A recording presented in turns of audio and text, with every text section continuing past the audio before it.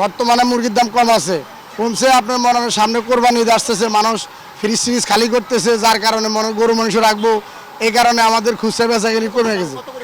সব মুরগি কেজিতে 40-50 টাকা কমে গেছে। আপনি পাকিস্তানি মুরগি বেচছি 390 টাকা কেজি, এই মুরগি মনে করেন এখন আছে 300 টাকা 320 টাকা কেজি। ব্রয়লার মুরগি হয়েছে 220 টাকা 230 টাকা কেজি, এই ব্রয়লার মুরগি আছে 180 টাকা কেজি। তো মুরগির দাম কমছে না? আসলে একটু কমছে, এত বেশি না, হয়তো একটু কমছে আর কি। আর একটু কমলে স্বস্তি আসবে, এছাড়া স্বস্তি আসে? কারণ একটা মুরগি 1 কেজি, একটা মুরগি কিনলে ওইটা মাংস টিকে যায় 600 গ্রাম 700 গ্রাম। তো 700 গ্রাম মুরগির মাংসের দাম দাঁড়াইতেছে কত? 300 350 টাকা। ডিমের এখন লাল ডিম 160 টাকা, সাদা ডিম 150 টাকা ডজন বিক্রি হইতেছে। দাম বাড়ার কারণ কি? দাম বাড়ানোর ফার্মের সংকট, খাবারের দাম বেশি, তারপরে ঘন ঘন লোডশেডিং। সবাই তো আর মুরগি লাগাইতে পারে না লোডশেডিংয়ের ভয়ে। বাচ্চা লাগাইলেও আপনাদের 2 লাখ 3 লাখ টাকার বাচ্চা লাগাইলেও কারেন্ট থাকে না, তেলের দাম বাড়তি, পরিবহন খরচ বাড়তি, সব দিক দিয়ে এলোমেলো লাগিয়ে গেছে গা। বাজেট আসলে জুন জুলাই মাস আসলেই এই জামিলাটা বেশি হয়।